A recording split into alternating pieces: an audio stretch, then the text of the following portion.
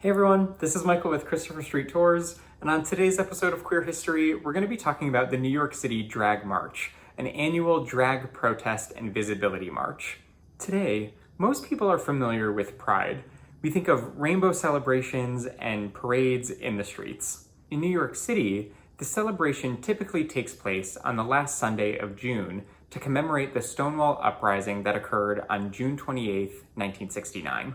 In 1994, we celebrated the 25th anniversary of the Pride March, but that year, the organizers of the march said they didn't want anybody to show up in leather or in drag. This was a common sentiment at this time, and the LGBTQ community was pretty divided among the issue.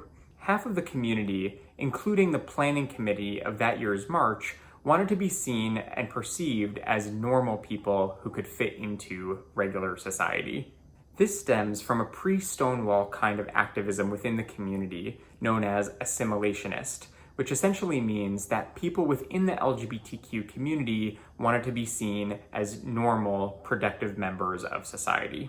Whereas the other half of the community wanted to be seen, wanted to be visible, and wanted to show up as their true, authentic selves. Due to the no leather and no drag statement, there was a large outrage in several parts of the LGBTQ community.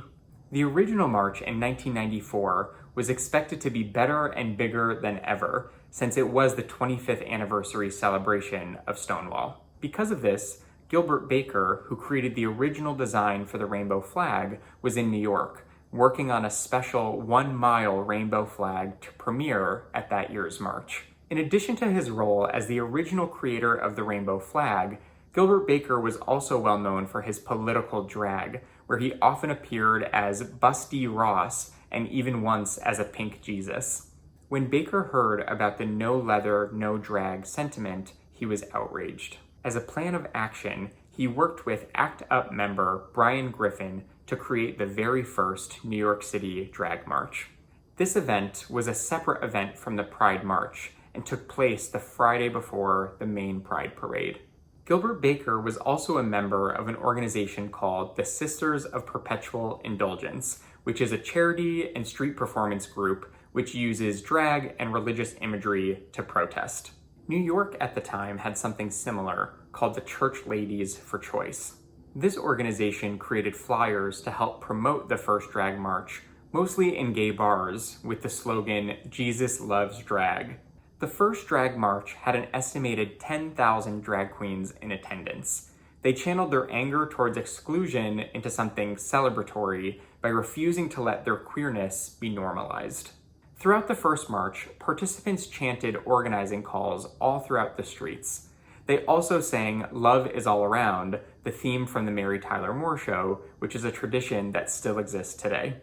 They also painted a large banner that read, "It's just a drag march, you may applaud." The route of the drag march, and all drag marches since, start at Tompkins Square Park to honor the resistance, rebellion, and riots that occurred on that site. These included the Tompkins Square Park riot of 1988, which demanded squatters' rights in the park, and also the Tompkins Square Park riot of 1874, where thousands of unemployed New Yorkers demanded public works programs from the government.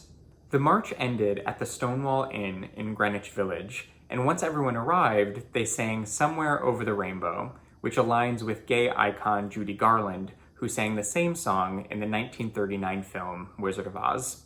In 1998, the New York City radical Faeries became involved in the planning and organizing of the march. Gilbert Baker, one of the co-founders of the Drag March, passed away in 2017, and that year's Drag March was dedicated to him.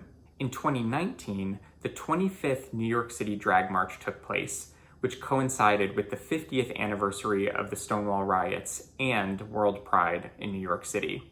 Today, the New York City Drag March still exists, although since the original creation in 1994, the art of drag has become much more popularized and mainstream.